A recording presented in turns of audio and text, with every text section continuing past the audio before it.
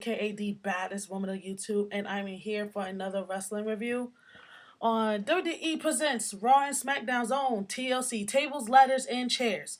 I am going to keep it a buck with you. Some of these matches I did not stay up for because, to be honest, it was not up to par. So, sorry, not sorry. So, I'm going to go ahead and get started with the kickoff. The kickoff is started with Cedric Alexander and Bobby Murphy. Bobby Murphy ended up retaining. But I'm not even gonna lie, even though that match was in the kickoff, that shit was wild because we couldn't even tell like who was gonna win. 1 minute it was leaning towards Bobby Murphy, more to Cedric Alexander, and then it was just too much. But it was actually a great match. I'm not even gonna lie.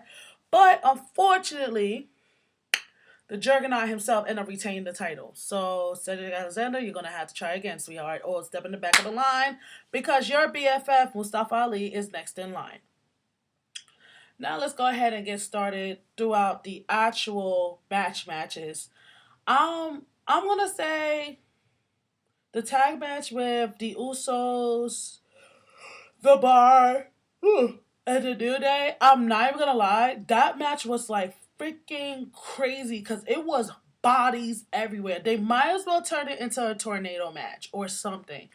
Throughout all in all, you saw like the Usos was getting it with, their high flying, their kicks. You got the New Day coming in. Then you had like Cesaro and Sheamus. But all in all, throughout the end of the day, the Bar ended up retaining. So you can't get mad at that. Everything was clean. Now and I'm not gonna name these matches all in order. I'm just gonna go off by the card. The next match I really want to bring up was supposedly the match with Baron Corbin and Braun Strowman. So yeah, mind you, if Braun Strowman didn't show up, Baron Corbin was gonna be our Raw permanent manager, general manager. But Braun Strowman showed up, and lo and freaking behold, you know what happened? He said it was no disqualification. So Braun Strowman got some help. You have Chad Gable and the glorious one, Bobby Roode, Finn Balor, Apollo Crews. Hell, Heath Slater helped out too. He took off his referee shirt and said, "No, I'm tired of your shits. You played me. You played me, and you turned my friend against me. You had me turn against my friend. You played me." And what happened? You hear Kurt Angle just come out. Kurt Angle was like, "No, you forgot what you did to me too." He brought his ass back to the ring, gave him one Olympic slam. But before all that, this man was beaten with chairs. After, when the smoke was cleared, Braun Strowman was able to claim victory with one boot on his body. If I was Baron Corbin, I would have called in sick on Monday. That's just me. Because then on top of it all, Vince McMahon is supposed to show up on Monday Night Raw. So that's going to shake a lot of stuff up. Like, Jesus Christ. The next match is the one with Seth Rollins and and Dean Ambrose. And to be honest, I didn't watch the whole thing. Even the audience was like, the match was boring. Child, I fell asleep. I'm not even gonna lie to y'all. I fell asleep. I was not here for it. But I found out through social media, Dean Ambrose ended up retaining the Intercontinental title. So more power to him. What's next for Seth Rollins? We got the Royal Rumble. He better figure it out. In addition, whereas back to the Braun Strowman match, since Braun Strowman won, guess what? He could go against Brock Lesnar at the Royal Rumble. Now, I got to see how this goes because they be playing Braun Strowman to the left. They know Braun Strowman could take Brock Lesnar, but no, they keep playing him.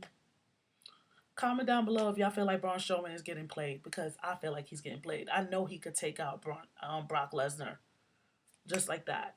They're playing him. The next match I want to bring up was the match with the mixed tag match.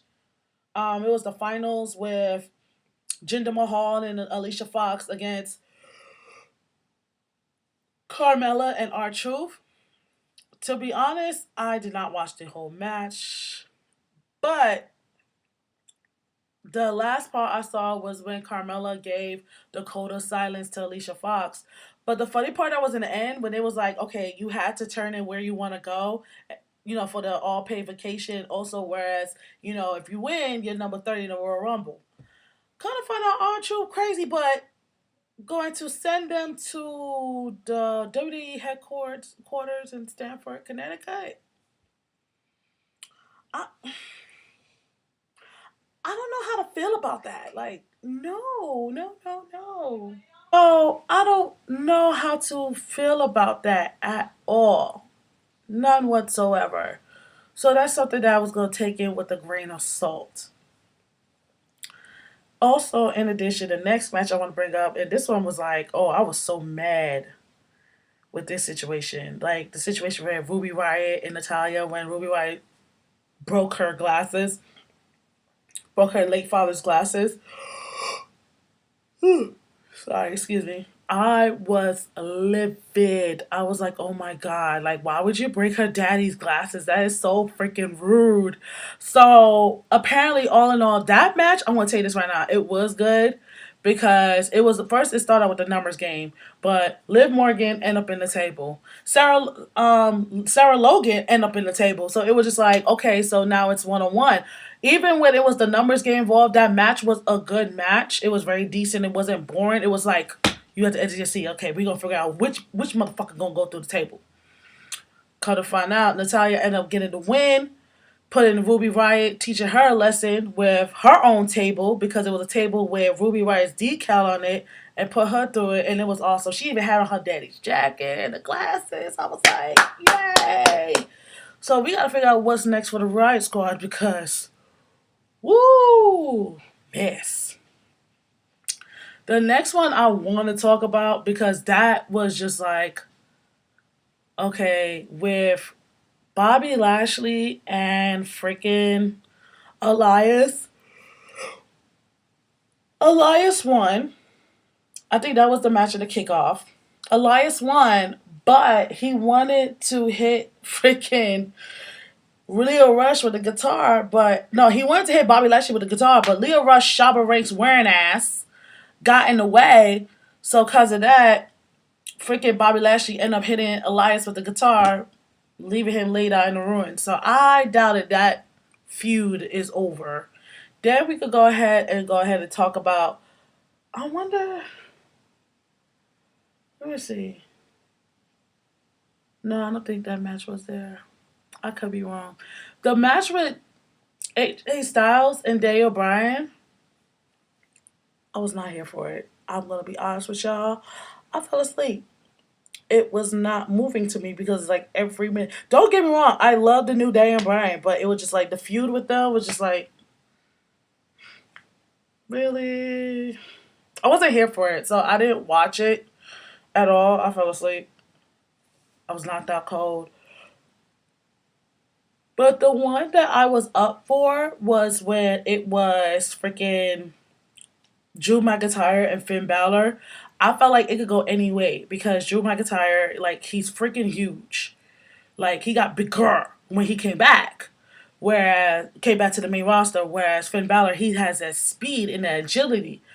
But where Finn Balor was like down down and out, you see Dolph Ziggler coming in, give Drew McIntyre one super kick, but Drew McIntyre, beat his behind. So Drew McIntyre was pissed. He wanted to end Finn Balor once and for all, but it didn't work too well either in his favor.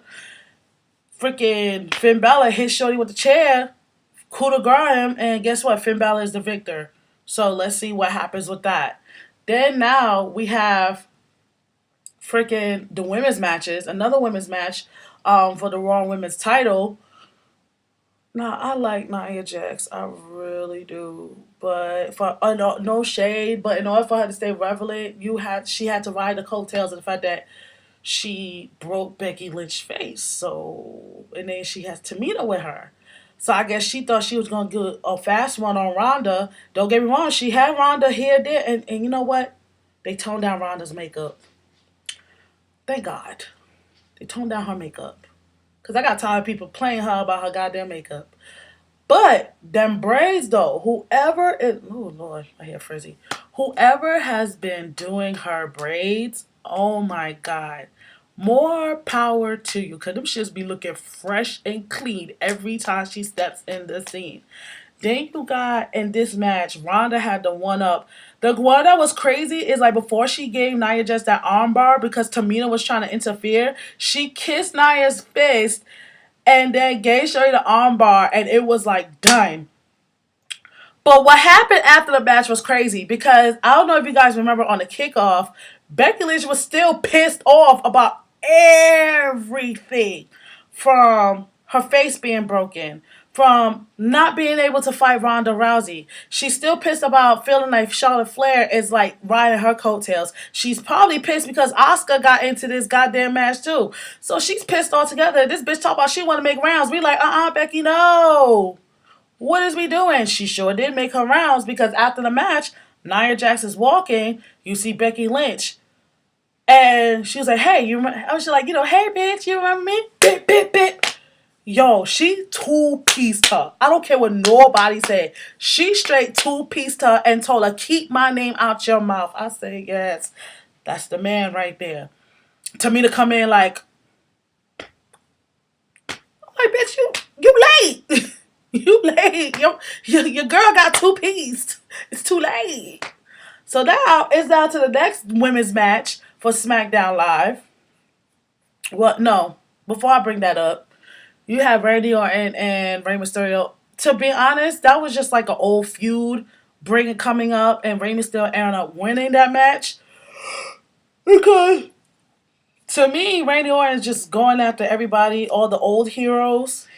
Because I think he's still a little salty of what happened at WrestleMania like long ago when Rey Mysterio won the Royal Rumble, then ended up beating him for the title and became champion. He's still a little salty for that.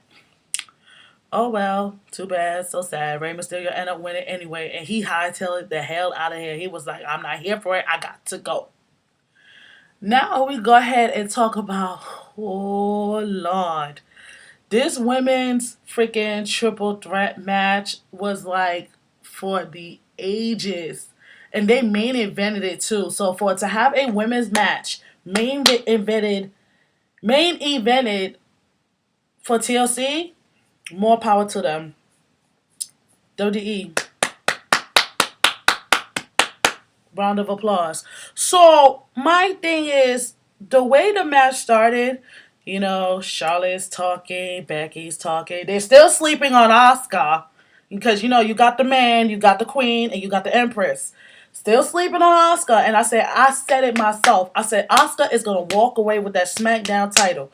Because what's going to have to happen is that evidentially, Becky's going to have to drop the title so they could go ahead, have Charlotte and Becky hash it out one more time. So then we could go ahead and get started with this whole 4 horsewomen battle. We already have Sasha and Bayley, being BFFs. If they could hold on to that, we'd be good. Now, these 3 girls was going at it like bit, bit, bit, bit, bit, bit, bit. So it could have been anybody's favor to win. And, whoa. Why? You see Charlotte and Becky go at it. Climbing. Mind you, Asuka was knocked out somewhere. I think she was just taking a nap. I don't know. You see Ronda Rousey march down there in her full clothes, jacket and everything. It looked like the bitch just showered, bathed, retouch up her face. Her hair still looking nice.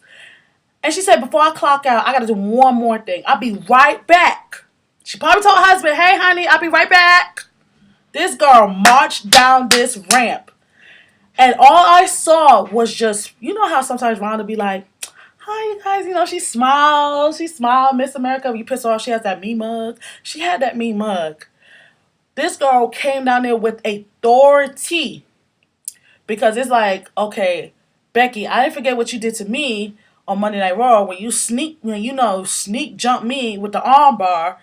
Then, Charlotte, I didn't forget what you did to me. You beat my ass, damn nearly end my career in Survivor Series. So, both y'all gonna catch it. She pushed both them bitches off the ladder. causing Asuka to freaking climb up, because remember, her problem was not with Asuka. Causing Asuka to climb up and get the title. I said, bitch, it's about time. Because they've been playing Asuka too. Ever since she lost her streak in WrestleMania, her shit was going down a slippery slope. And then later on, that's when freaking her and Naomi got together and they've been cool. Everything been going up and up for her. So now, thank God. Now we got to figure out who else is going to be ready for Asuka for that title. I think the next opponent will be, I'm going to say Sonya Deville. Who else would y'all think, like, comment down below, who would y'all think, like, be the next opponent for Asuka in terms of getting that SmackDown Women's title? Other than that, I will give TLC with a shout out because of all the shenanigans that happened. And even though some stuff I was just like, I was not here for, I'll give it a B+. They ended the year good, but like I said, Vince McMahon's supposed to be coming on Monday Night Raw, so let's see what happens on Monday Night Raw. Till then, you guys have an awesome day. Bye, and make sure you go ahead and subscribe, and also merch is coming. I'm about to say before Christmas. See you then.